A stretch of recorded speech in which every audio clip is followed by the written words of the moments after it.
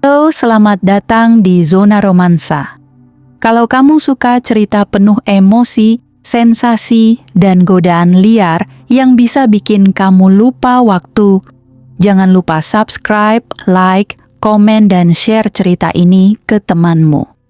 Cerita malam ini bukan untuk yang hatinya lemah, karena malam itu aku seorang istri yang terlihat bahagia kabur dari rumah.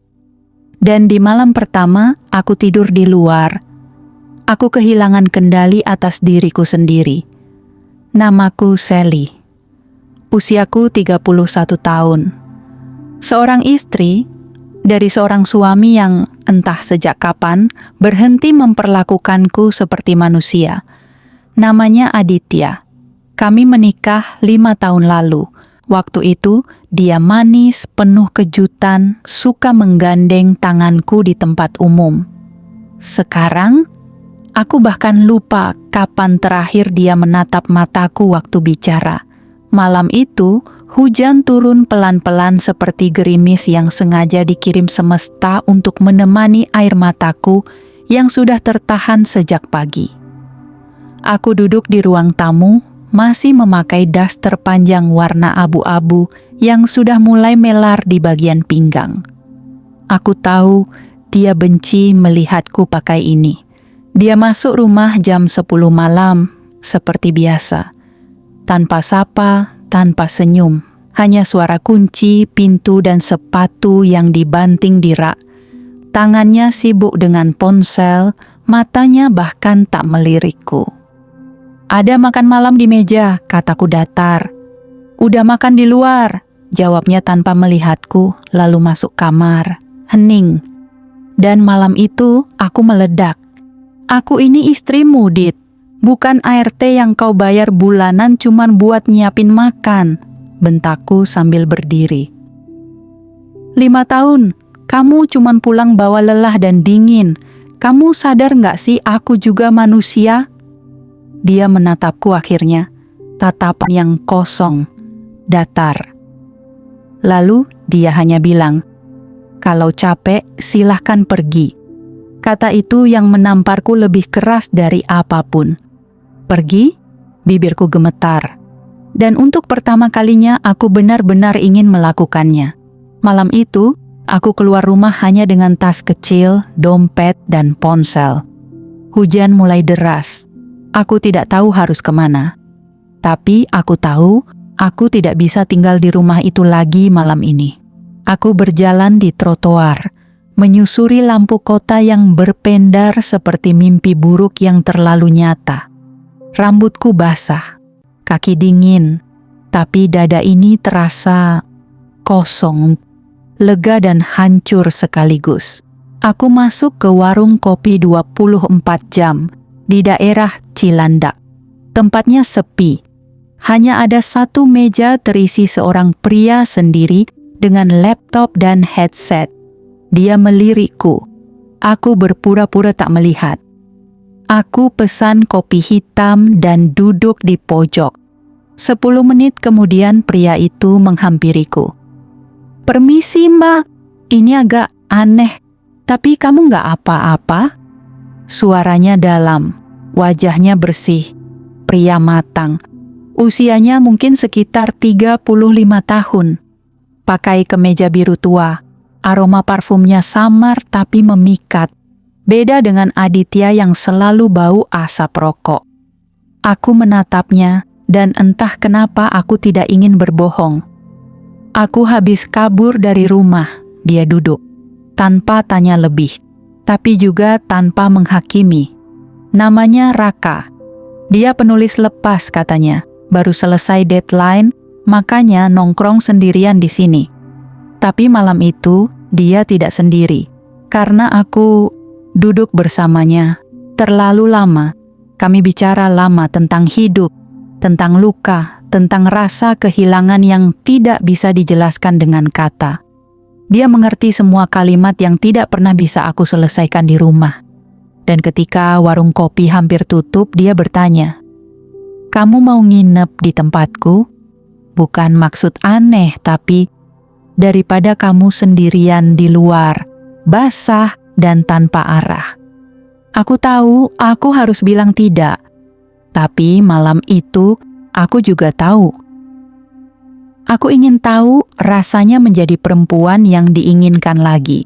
Akhirnya aku ikut dia, masuk ke apartemen kecilnya di lantai 5, dengan jendela besar yang memperlihatkan kota basah.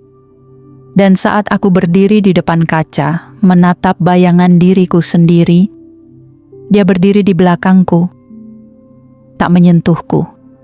Tapi aku bisa rasakan hawa tubuhnya menyentuh kulitku. "Kamu cantik, Sally." Aku menoleh. Dan di detik itu, aku cium dia lebih dulu. Bibirkulah yang lebih dulu mencari. Dan dia membalas pelan, seperti menyentuh sesuatu yang ia tahu sedang rapuh. Tidak terburu-buru, tidak rakus. Itu terasa seperti pelukan hangat, tapi menyimpan kegilaan yang siap meledak jika dibiarkan terlalu lama. Tanganku gemetar saat menyentuh lehernya. Bibir kami masih menempel, tubuhku masih panas oleh hujan dan rasa bersalah menggantung seperti kabut di ujung kepala. Tapi tubuh ini tak peduli. Karena malam itu, aku hanya ingin merasa hidup. Kami berhenti sejenak. Dia menatapku, nafasnya sedikit memburu. "Sally, kamu yakin?" Aku hanya mengangguk, tanpa suara. Karena jika aku bicara, aku takut akan menangis. Dia menarik tanganku dengan lembut. Kami berjalan ke ruang tengah apartemennya. Lampunya temaram, hanya lampu meja kecil di pojok ruangan yang menyala, menciptakan bayangan yang bergerak pelan di dinding. Aku berdiri di sana, di depan sofa, membiarkan dia mendekat. Tangannya menyentuh pipiku, turun ke leher, lalu ke pundakku. Dia membuka kancing kemejaku satu persatu pelan, seolah memberi waktu untukku mundur. Tapi aku tidak mundur. Ketika bahuku terbuka dan kain jatuh ke lantai, aku mendengar dia menarik nafas panjang. Matanya bicara banyak. Dan saat dia menyentuh kulitku, aku sadar, ini bukan cuma nafsu, ini tentang luka yang menemukan tempat untuk bernafas. Dia membaringkanku di sofa, membelai rambutku. Matanya menyisir tiap inci tubuhku, bukan seperti lelaki yang lapar, tapi seperti lelaki yang sudah lama kehilangan arah. Tubuh kami bersentuhan, hangat, penuh rasa. Tangannya menyusuri punggungku, membuatku melengkung dan menahan nafas. Bibirnya menjelajah dari leher hingga ke dada, menciptakan jejak yang terasa seperti bara. Aku menggigit bibirku sendiri saat dia semakin dalam menyentuhku bagian tubuhku yang bahkan sudah lupa rasanya disentuh dengan cinta. Suaraku keluar, pelan, nyaris seperti erangan tertahan, dan dia tak menghentikan apapun. Kami bergerak bersama perlahan, tidak tergesa. Karena malam itu, aku bukan hanya melepas pakaian, aku sedang melepas luka. Pagi menjelang. Aku terbangun dalam pelukannya. Tidak ada rasa jijik, tidak ada penyesalan. Yang ada hanya diam. Tommy Tamna tanya, apa yang sudah kulakukan? Aku bangkit mencari baju. Mataku menangkap bayangan diriku di kaca. Rambut berantakan, bibir sedikit bengkak. Tapi mataku hidup. Dia masih tidur, nafasnya tenang. Aku duduk di tepi tempat tidur, mengambil ponsel. 17 pesan tak terbaca. 10 dari Aditya. 2 dari ibuku. 5 dari grup keluarga. Dan 1 pesan terakhir dari Aditya. Kamu pikir kamu hebat sudah kabur malam-malam? Silakan. Tapi jangan harap pintu ini akan terbuka lagi untukmu.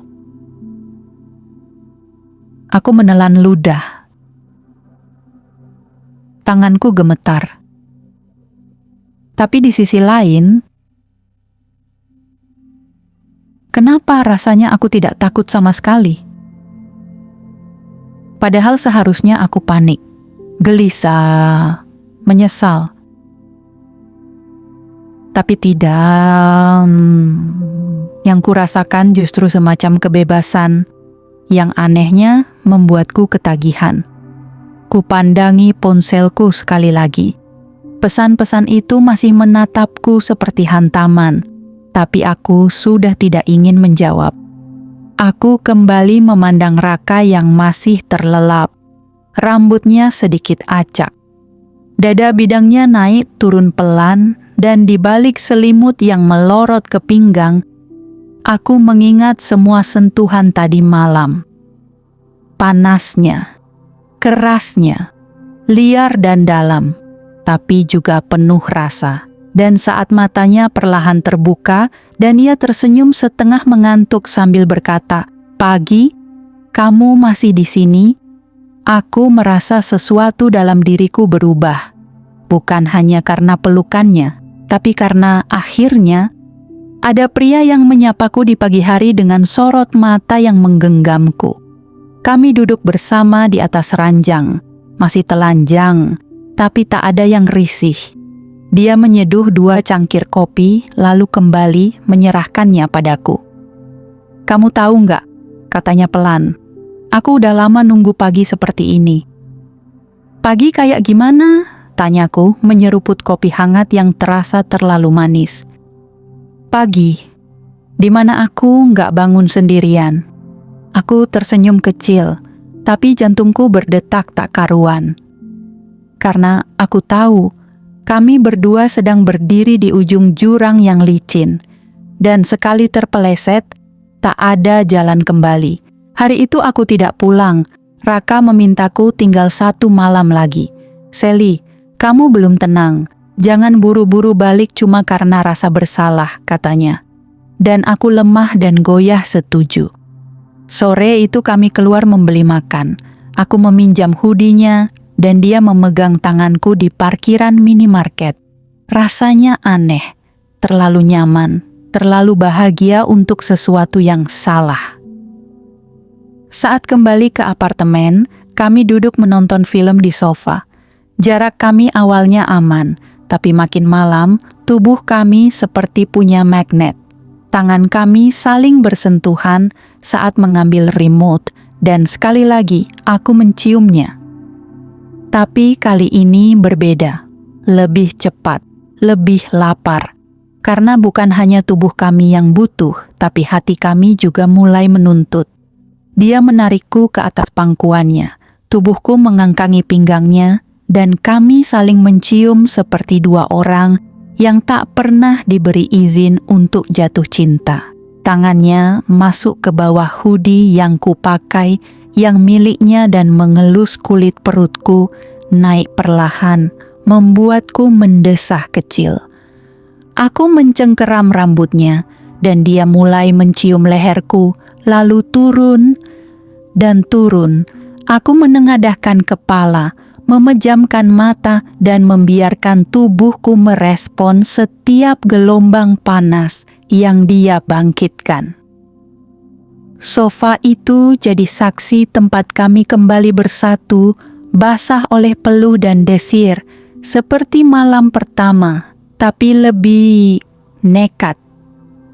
Kami tak bicara setelahnya, hanya saling menatap dalam diam yang berkata lebih dari apapun. Lalu dia berkata pelan, "Sally, kita nggak punya ikatan, tapi kenapa rasanya aku nggak mau kamu pergi?" Aku menunduk, karena aku pun bertanya hal yang sama pada diriku sendiri. Kenapa aku tidak ingin pergi? Kenapa tubuhku merasa lebih milik tempat ini dibanding rumahku sendiri? Dan kenapa saat Raka menciumku lagi tanpa izin, tanpa aba-aba, Aku membalasnya tanpa ragu.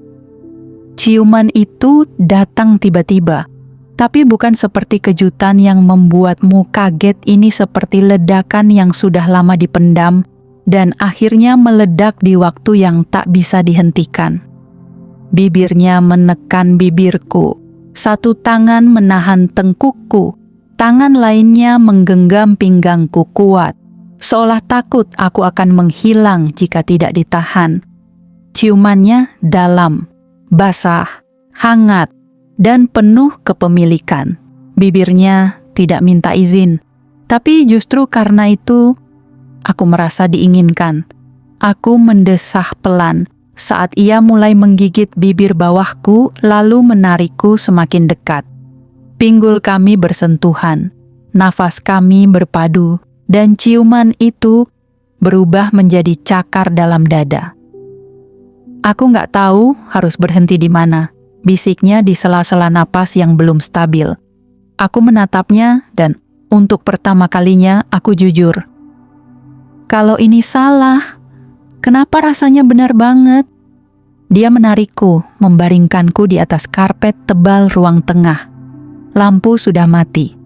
Hanya cahaya dari luar jendela yang menyelinap masuk, menyinari garis tubuh kami yang tak lagi peduli pada batas. Dia membuka pakaianku dengan buru-buru kali ini, tak pelan seperti malam pertama. Tangannya agresif, tapi tetap penuh perhatian. Sementara aku sudah kehilangan arah. Tubuh kami menyatu lagi. Kali ini lebih liar, lebih tak terkendali. Tidak ada kata. Hanya desah, ciuman, suara kulit yang saling menampar lembut, dan gemetar yang menjalar dari kaki sampai ubun-ubun. Aku mencakar punggungnya. Dia mencium dadaku dengan rakus. Satu tangannya mengangkat kakiku tinggi ke pinggangnya dan desahan kami jadi satu irama. Lalu saat aku menggigit bahunya pelan sambil menahan raungan, dia menahan nafasku dengan bibirnya, menenggelamkanku dalam ciuman panas dan penuh gairah. Setelahnya kami hanya terbaring, berdampingan, berkeringat, berantakan. Tapi tak satu pun dari kami ingin pergi dari pelukan itu. Aku takut, kalau kamu pulang nanti, aku nggak akan bisa tidur sendiri lagi, katanya lirih sambil menyentuh jemariku. Dan aku tahu, aku pun mulai takut pulang. Bukan karena marahnya Aditya, bukan karena ancaman dingin yang mungkin menantiku di balik pintu rumah, tapi karena aku takut kehilangan rasa yang kutemukan di sini. Rasa hidup, rasa diinginkan, rasa dicintai meski tanpa kata cinta. Pagi itu, matahari mengintip malu-malu dari celah tirai apartemen. Aku terbangun dalam kondisi tanpa sehelai benang pun, terbaring di ranjang raka dengan tubuh masih hangat oleh sisa semalam. Aku menoleh ke samping. Raka sudah tidak di tempat tidur, tapi aroma tubuhnya masih tersisa di bantal. Kupeluk gulingnya, mataku terpejam. Tenang, sampai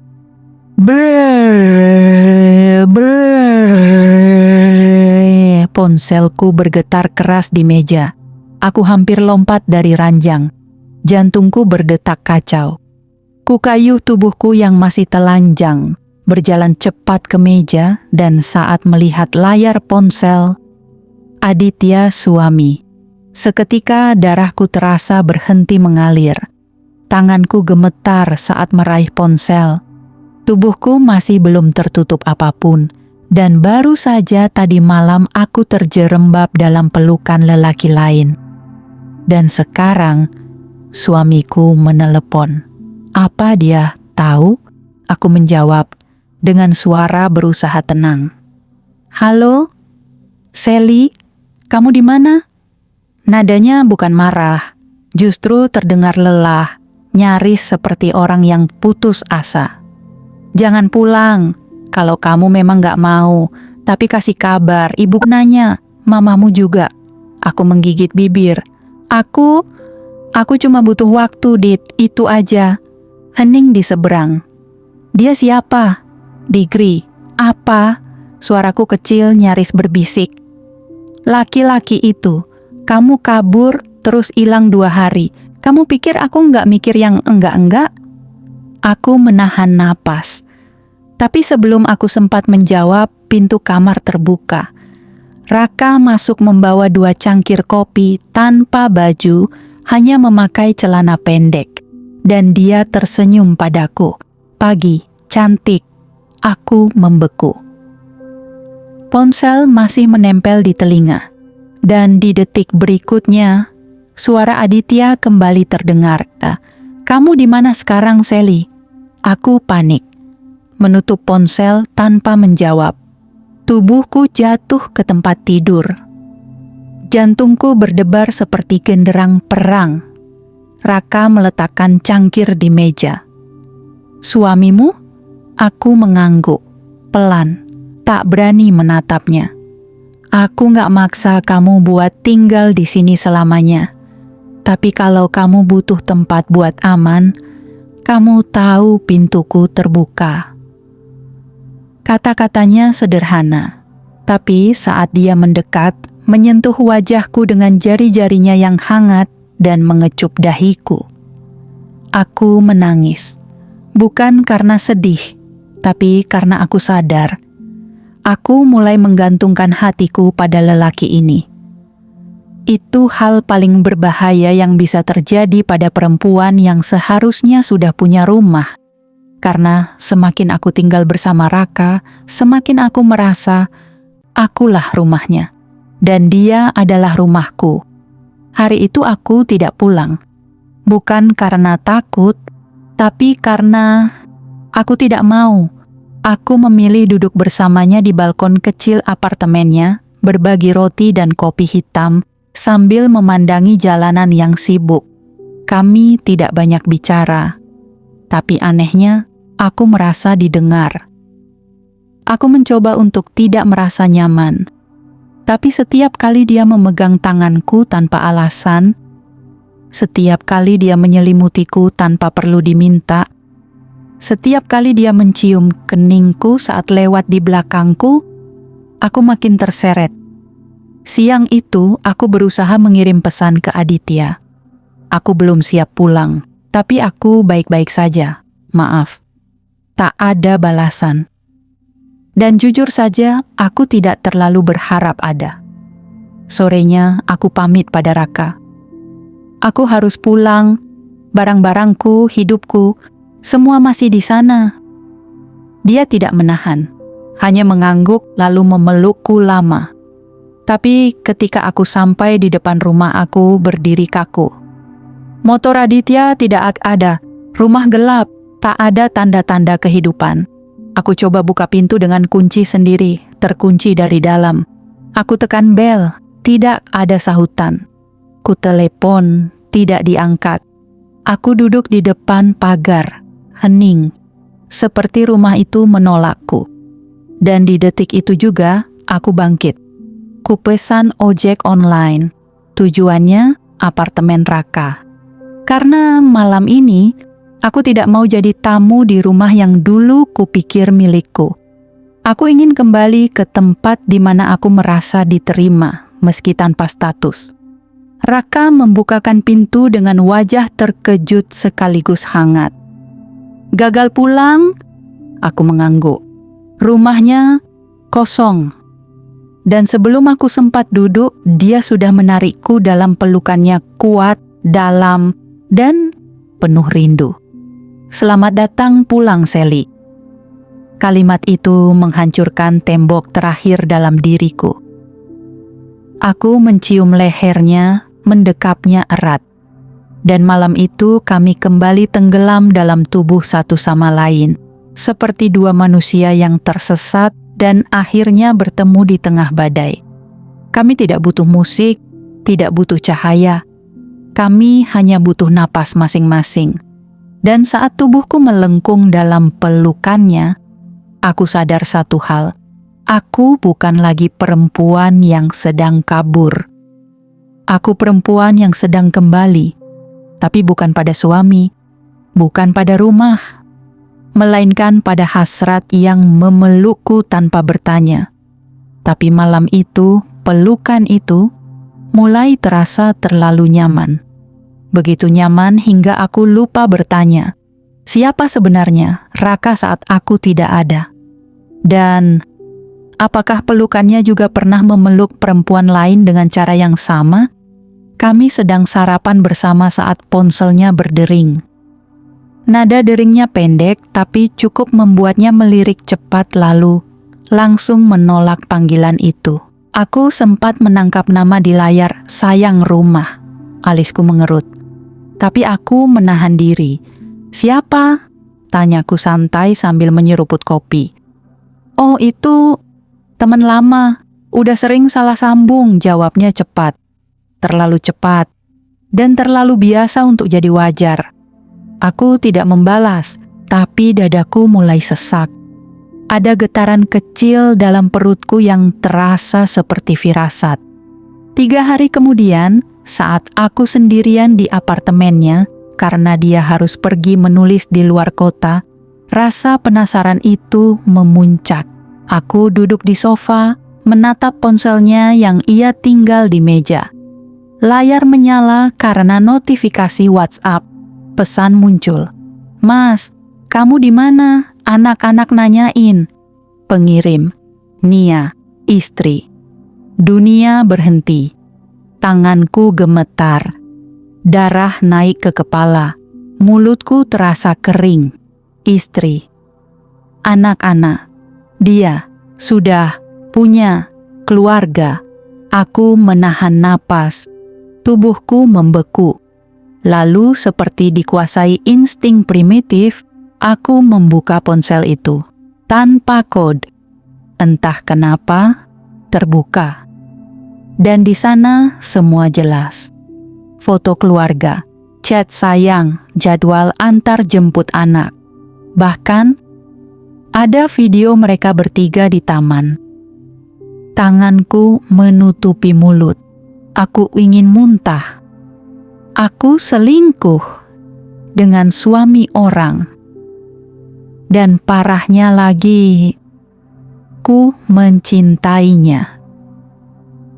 Raka, pulang malamnya, aku menunggu di sofa. Wajahku dingin, penuh api ini. Dia masuk, tersenyum. Sally, kamu masih bangun? Aku berdiri. Berapa lama kamu mau bohong? Dia berhenti, diameter. Lalu pelan-pelan menurunkan tasnya. Jadi kamu tahu? Air mataku jatuh begitu saja. Kamu udah nikah, punya anak. Selama ini aku apa buat kamu, Raka? Dia mendekat, tapi aku mundur.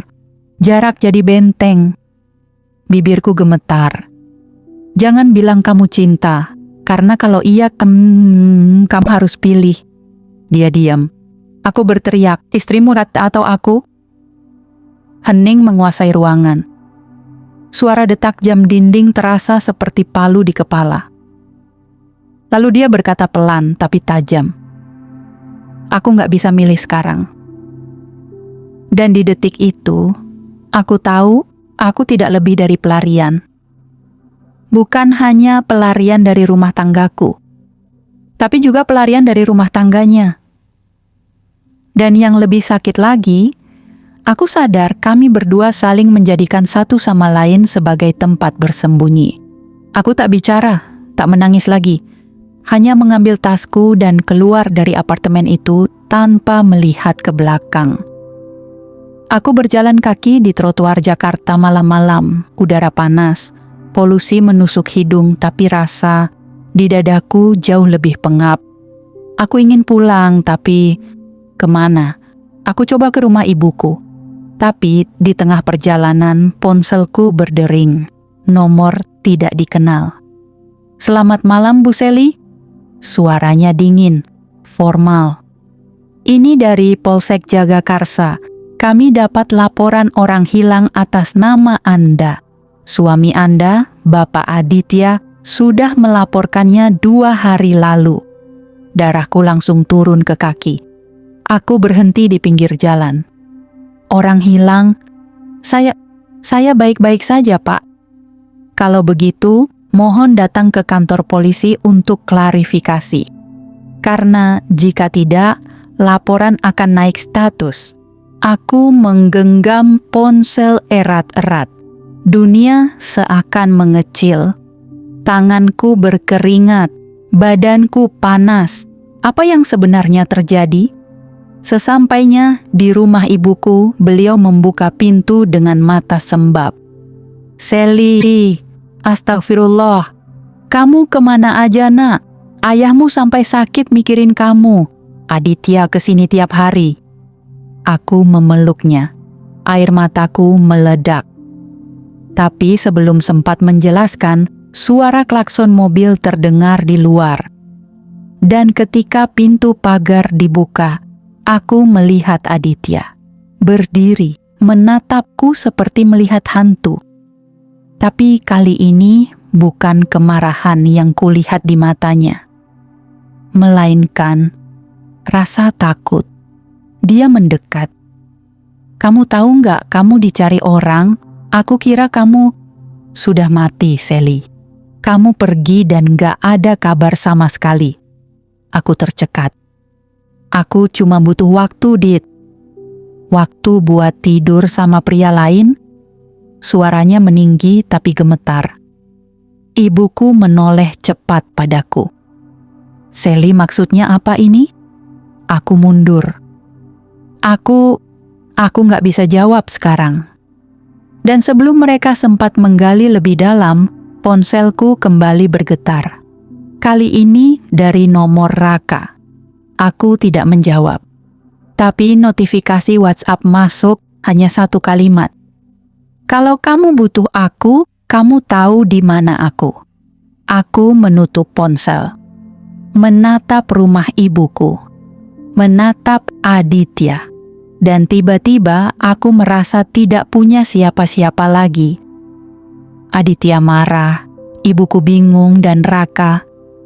Raka hanya diam di balik layar ponsel, menunggu. Seperti tempat pelarian yang tetap terbuka, meski aku tahu, aku juga telah menghancurkannya. Malam itu, aku tidur di kamar lamaku di rumah ibu. Tapi tidak benar-benar tidur.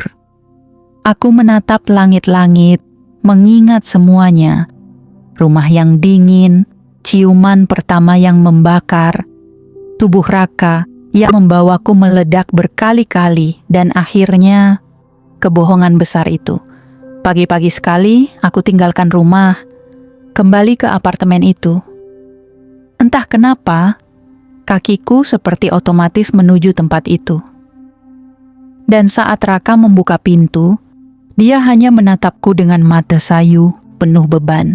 Aku masuk, duduk, tak ada pelukan, tak ada senyum, hanya diam. "Aku tahu semuanya," kataku akhirnya. "Anakmu, istrimu, hidupmu." Dia menghela napas, berat sekali, lalu duduk di depanku. "Dan kamu tetap datang ke sini?" Aku mengangguk, nyaris tak terdengar. Karena aku nggak tahu lagi siapa aku, kalau bukan perempuan yang dicintai di sini.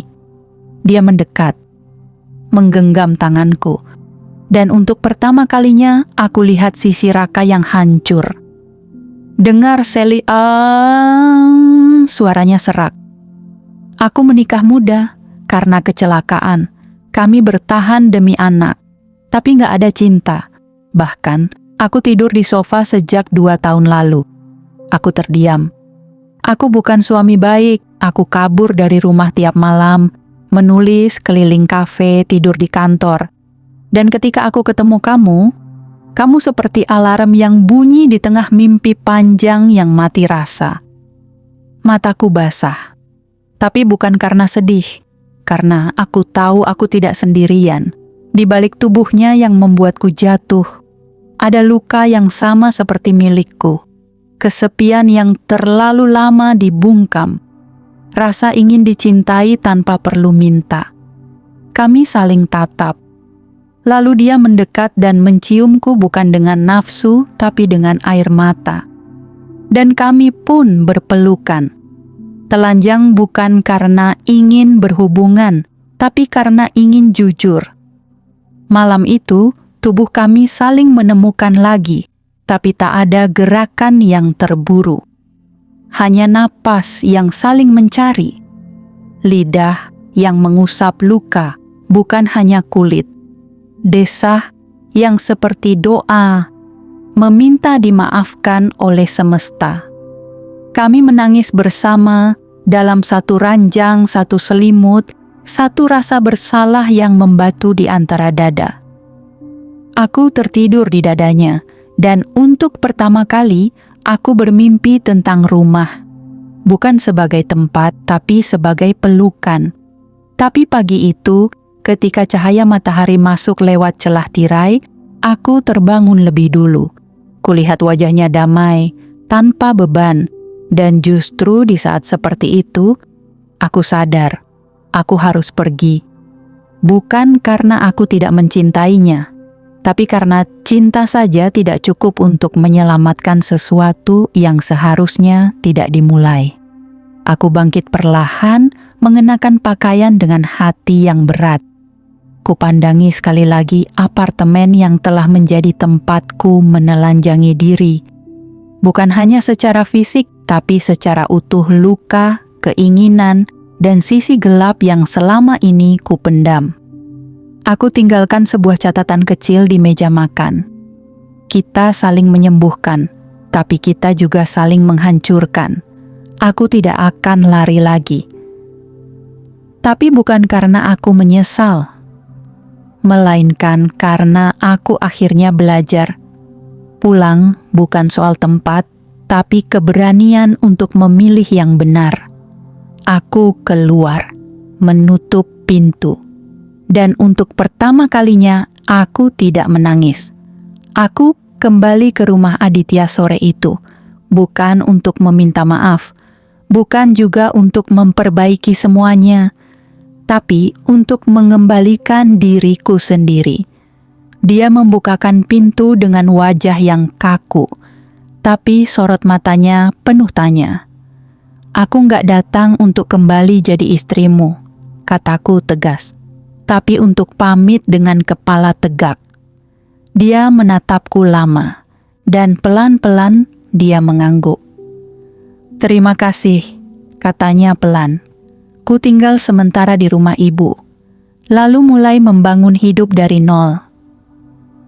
Mencari kerja, menata ulang diri, memaafkan luka-luka yang kutimbulkan dan yang aku bawa." Raka tidak pernah kuhubungi lagi. Dia pun tak pernah mencariku. Mungkin itu adalah bentuk cinta terakhir dari kami. Melepaskan. Kini, setiap aku melewati kafe tempat pertama kami bertemu, aku tidak lagi merasa malu, tidak juga menyesal, karena aku pernah dicintai dengan cara yang salah, tapi dengan rasa yang paling jujur, dan hidup tidak selalu butuh akhir yang bahagia. Kadang yang kita butuhkan hanya akhir yang membuat kita berani hidup lagi. Terima kasih telah mengikuti kisah ini di Zona Romansa. Jika cerita Sally menyentuh hatimu, jangan lupa like, komen, subscribe, dan share ke mereka yang pernah merasakan cinta yang rumit tapi nyata. Sampai bertemu di cerita selanjutnya. Karena di setiap luka, selalu ada kisah yang layak diceritakan.